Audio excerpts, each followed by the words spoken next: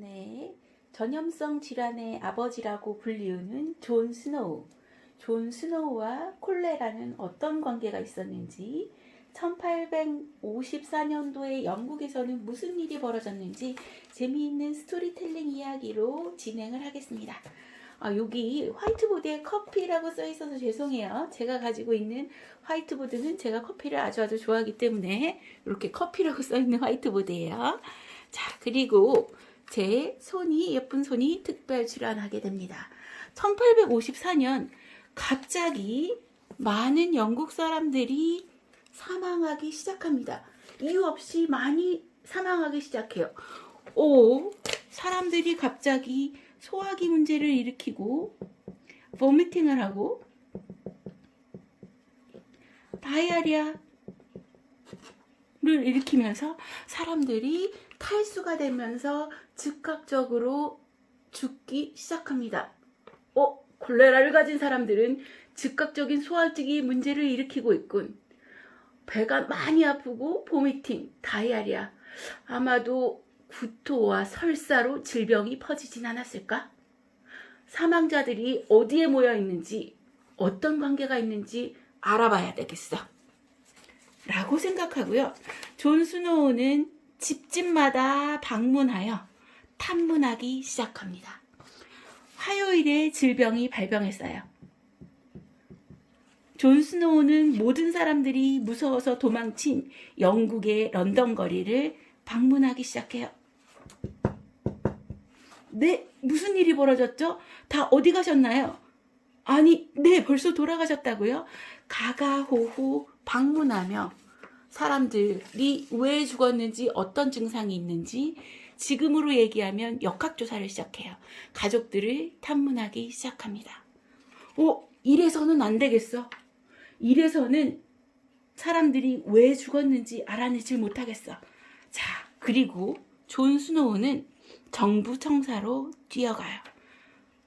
내가 돌아다니면서 정보를 얻는 데는 한계가 있군. 정부 청사에 가서 물어봐야 되겠어. 그리고 정부 청사에서 어떤 사람들이 어디에서 죽었는지 지도를 그리기 시작합니다.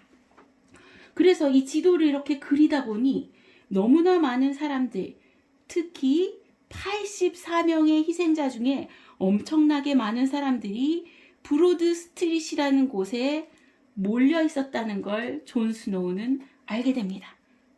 이게 바로 존 스노우가 그렸던 맵 오브 데스예요. 아니, 이게 무슨 일이지? 왜 이렇게 많은 사람들이 브로드 스트릿 근처에서 죽은 거야? 그리고 왜 여기만 이렇게 집중적으로 집단 발병을 하고 점차적으로 방사적으로 적은 수의 사람들이 죽은 거지? 고민하기 시작해요. 그리고는 알아냅니다. 맞아. 혹시 움직이네. 이건 아닐까? 물펌프가 있었어요. 그 당시 영국에는요. 브로드 스트릿 근처에 있는 사람들이 이 근처에서 이 물을 먹고 죽었다면 물하고 콜레라는 어떤 관계가 있지 않을까? 라고 생각해요.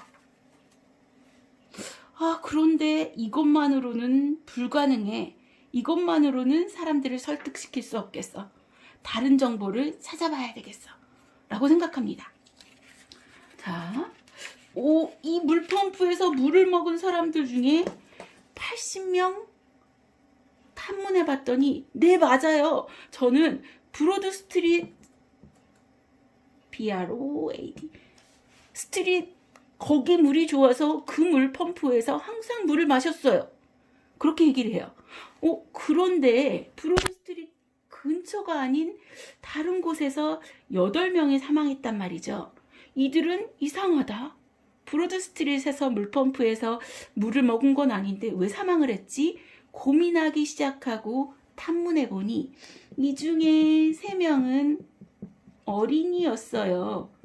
그런데 말이에요. 이 3명의 어린이가 이 근처에 학교를 다니면서 이 물펌프에서 물을 먹었던 거죠. 그렇구나. 역시 물펌프는 관련이 있어. 그런데 나머지 5명, 이 5명은 도대체 무슨 관계지?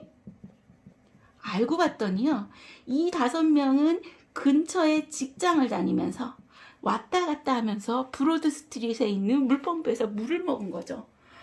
아, 그렇구나. 맞아. 이게 바로 물펌프가 문제였어. 라고 생각을 합니다.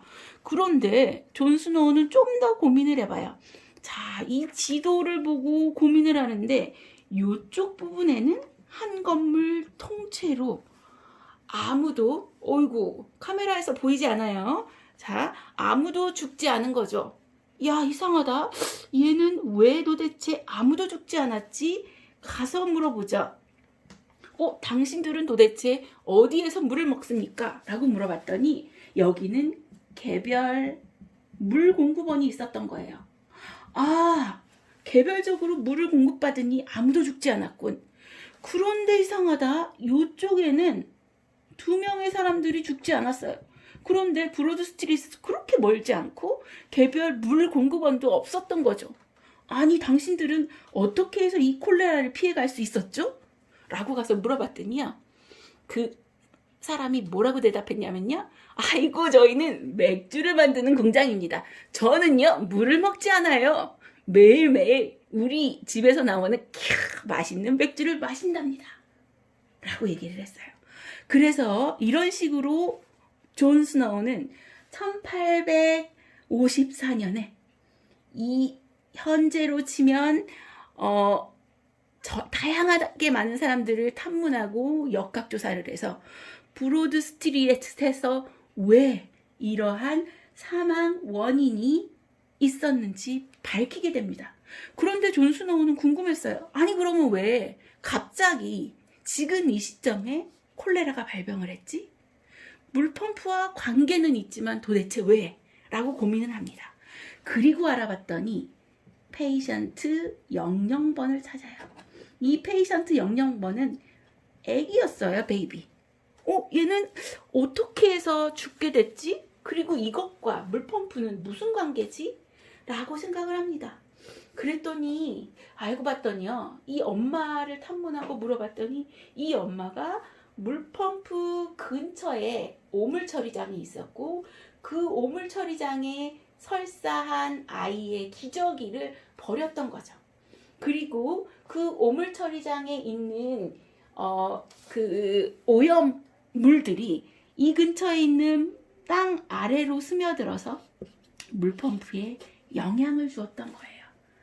그래서 이런 식으로 존 스노우는 그 당시 사람들이 믿던 공기 중에 떠돌아다니는 어떠한 질병원이 아닌 과학적인 방법으로 콜레라가 어떻게 유행하게 됐는지 밝혀낸 전염병학의 아버지라고 불리우는 대단한 일을 하신 사람입니다. 우리도 존 스노우 같이 자각 있는 그러한 의료진들이 많이 우리나라에서 일을 하고 있고, 지금 퍼지고 있는 코로나19도 존 스노우 같은 현명한 한국 사람들이 잘 타개하기를 바랄게요. 존 스노우 이야기는 여기까지 하고, 네, 예쁜 손은 네 들어가겠습니다.